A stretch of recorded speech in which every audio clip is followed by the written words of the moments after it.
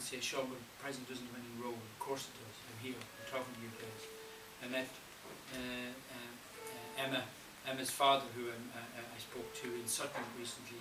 Emma was a student in Sutton College, and the week before last I spoke to 200 students in Balbriggan.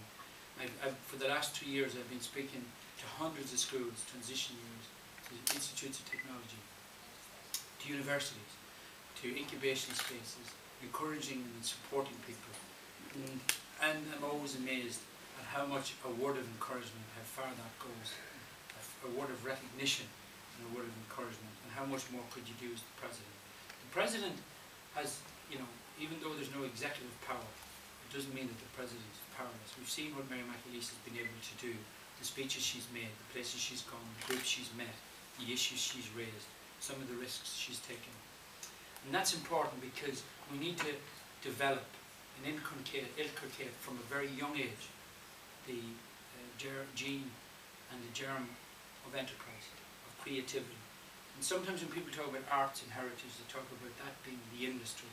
The gene that drives that is more and more important, but creative, innovative gene that needs to be developed with young people, that they're not afraid to be creative, that they're not afraid to take a risk, because it's that gene which will translate into new product development and artistic design and software development and gaming and all sorts of other industries. We've got to be creative, and I'm often known for saying that what got us to here will not get us to the next stage.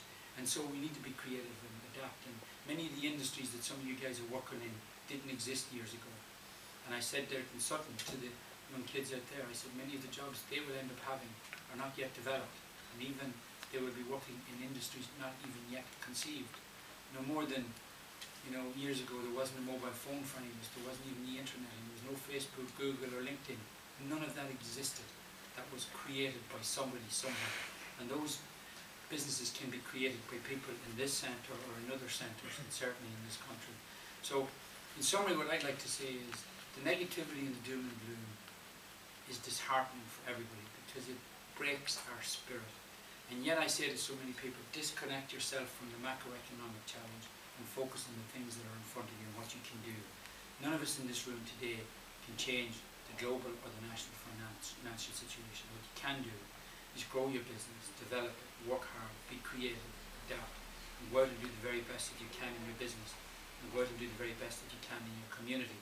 And if you do that, every one of us do that, and rise to that challenge, and be leaders in business and community, all our businesses will develop, and cumulatively, that is the economy. All our communities develop, and cumulatively, that's a new country and a new spirit. And that starts with every single one of us. And so that's the conversation I want to have, that it is a great country, and we're a great people in Ireland, and we have an entrepreneurial spirit. It's alive and well in this room and in this area. And we have very bright, talented young people, and I watch them everywhere that I go.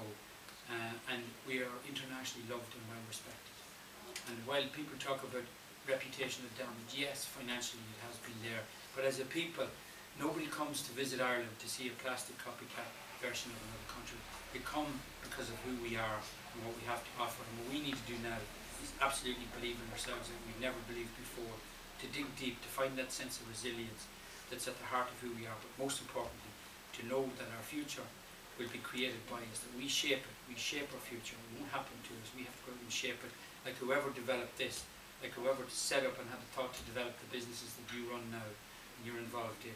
That all happens starting somewhere, and I think we need to go back to basics now and find that sense of resilience that will carry us forward, and I believe that you will be the bearers that will carry the next chapter of Ireland's economy and its society forward, and I really am delighted to be here to support you in your Enterprise Week and to recognise the great work that you do in so many different areas. Thank you.